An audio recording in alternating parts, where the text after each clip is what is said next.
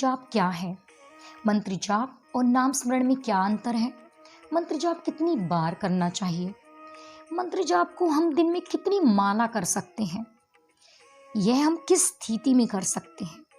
और न जाने ऐसे कितने ही प्रश्नों में उलझ कर रह जाते हैं और एक डर में रहकर आप मंत्र जाप करना शुरू ही नहीं कर पाते। उम्मीद करती हूँ कि आज की इस वीडियो में आपके सभी प्रश्नों के जवाब मिल जाएंगे। वीडियो शुरू करने से पहले आप सभी से मेरी प्रार्थना है कि मेरे चैनल को सब्सक्राइब कीजिएगा। वीडियो अच्छी लगे तो लाइक कीजिएगा, कमेंट ज़रूर कीजिएगा। आपके कमेंट्स मुझे बहुत ज़्यादा इनकरेजमेंट देते हैं। ज़्यादा से ज़्यादा शेयर कीजिएगा ताकि आपकी तरह और भी इसका मार्गदर्शन ले सके। चलिए जान लेते हैं। मननात् प्रायते इति मंत्र, जो मन को एकाग्र कर दे, मन को एक तंत्र में बांध कर रख दे, वो मंत्र है। ऐसा ना हो कि हम माला फेरे जा रहे हैं और हमारा मंत्र के अंदर ध्यान नहीं हो। इसे हम मंत्र जाप नहीं कह सकते। मंत्र जाप के शब्दों में एक अलग ही फ्रीक्वेंसी होती है। उसकी फ्रीक्वेंसी की पावर को ग्रहण करना बहुत ज़रूरी होता है। जैसा कि कहा है, माला तो कर में फिरे, जीभ फिरे मुख माही, मनवा तो चहु दिसी फिरे, ये तो सुमिरन नाही। हमारे हाथ में माला है, मुंह में शब्द हैं, लेकिन हमारा मन न जाने कितनी उलझनों में फंसा हुआ है, न जाने कितने विचार चल रहे हैं।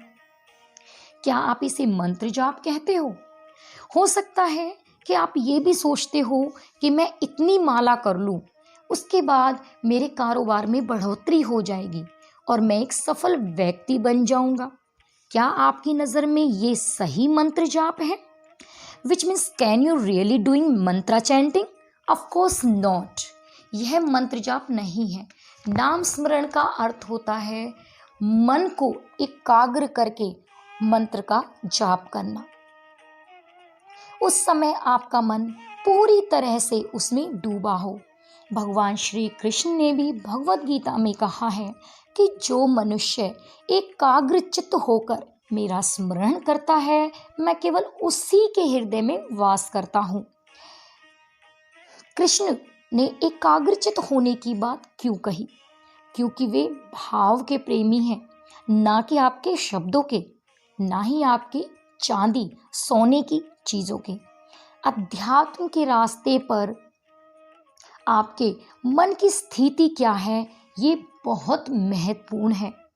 सत्य तो यह है कि आप केवल मंत्र जाप कर रहे हो, वो हो नहीं रहा है।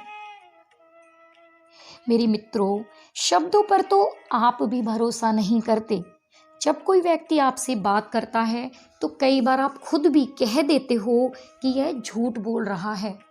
इसका मतलब ये है कि आप भी उसके भावों को पहचान रहे हो।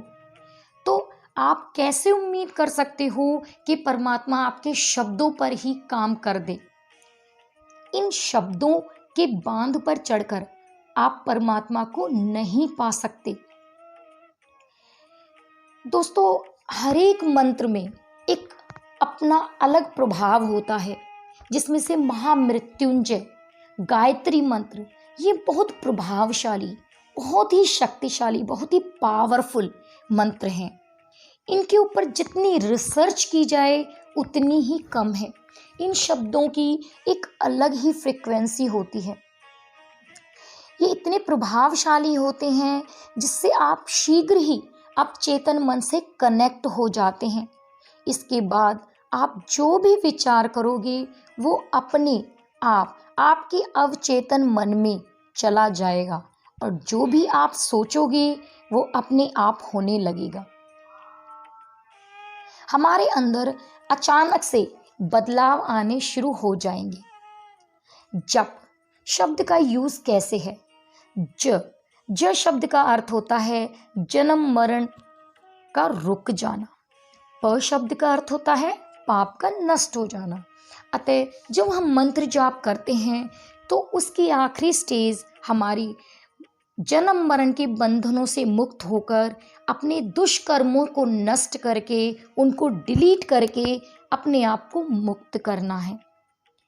हमें जिंदगी में कुछ भी सफलता ना तो पाने की इच्छा रखने की ज़रूरत नहीं होती, अपने आप हमारे साथ सारी चीज़ें होने लगती हैं।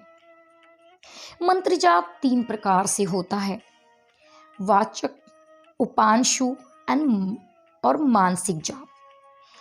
वाचक आप थोड़ी देर ही कर सकते हो, उपांशु जाप को आप लंबे समय तक कर सकते हो, लेकिन मानसिक जाप आप सर्वदा हर समय करते रह सकते हो। जब मानसिक जाप पक जाता है तो अजपा जाप हो जाता है, जो अपने आप हमारे अंदर चलता रहता है। अजपा जाप जपते जपते मैंने आज जो कुछ पाया है उसी का प्रभाव है। मंत्र जाप से हम यूनिवर्स से कनेक्ट होने लगते हैं, यूनिवर्स हमसे कनेक्ट होने लगता है। बंधे हुए मन को आप जिधर ले जाओगे वह उसी फील्ड में अपने प्रभाव दिखाना शुरू कर देगा। मन की एकाग्रता बढ़नी शुरू हो जाती है। यूनिवर्स से हमें कुछ भी अपनी इच्छा रखने की ज़रूरत नहीं होती, वो हमारी हर बात सुनने लगते हैं, क्योंकि हम उनसे सोल लेवल पर, आत्मा के लेवल पर कनेक्ट हो जाते हैं, जिससे वो हमारी इच्छाएं अपने आप पूरी करने लगते हैं। यहाँ तक कि पॉजिटिव थिंकिंग बढ़नी शुरू हो जाती है, नेगेटिव थिंकिंग खत्म होने लगती है। हाँ, हो सकता है कि अगर जब आप शुरुआत में मंत्र जाप करना शुरू करेंगे तो कुछ दिन आपको नेगेटिव थॉट्स ज़्यादा आएंगे। अब आप कहेंगे कि ये ऐसा कैसे हो सकता है, मंत्र जाप का तो रिजल्ट अच्छा होना चाहिए। दोस्तों, आप जानते हो कि जब पुराने समय में वैद्य हमें दवाइयाँ देते थे, हमारे महापुरुष एक तरीके की अलग जड़ी बूटियाँ देते थे, तो उनका प्रभाव पहले हमें बहुत ज़्यादा बीमारी उभर कर आता था। जैसे अगर किसी की खांसी हो तो खांसी आज की डॉक्टर्स द्वारा दी हुई दवाइयों से तुरंत ही रुक जाती है, वहीं की वहीं वो दब जाती है। लेकिन जो हमारी जड़ी बूटियों का इलाज होता था वो पहले खांसी को बहुत ज़्यादा बढ़ा देती है, ताकि अंदर से जितनी भी गंदगी हो वो बाहर निकल जाए, जितनी भी बीमारी हो वो हमारे सतह पर आ जाए, बाहरी रूप से आ जाए, ताकि उसके बाद जब उसके परिणाम निकलें तो वो अच्छे निकलें, अंदर से वो बीमारी जड़ से ख़त्म हो जाए।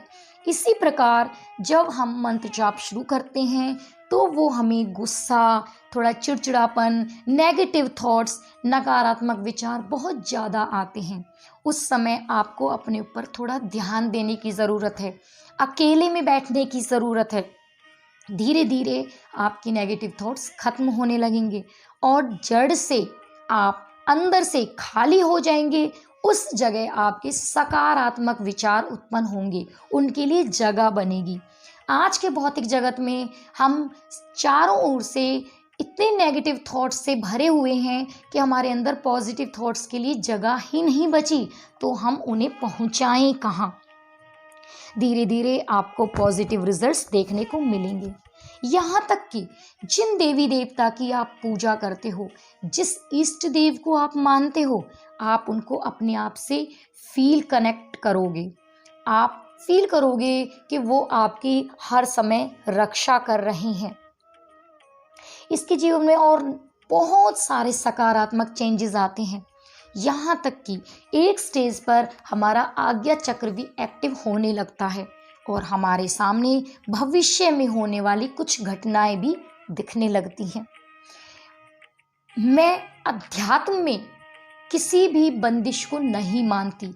अध्यात्म, भक्ति, बंदिशों और किसी भी बाउंडेशन सब चीज़ों से ऊपर है। आप मूर्ति पूजा करते हैं या नहीं, कोई मायने नहीं रखता। आप दीपक जलाते हैं या नहीं, कोई मायने नहीं रखता। तो आप माला कितनी कर रहे हैं ये कोई मायने नहीं रखता।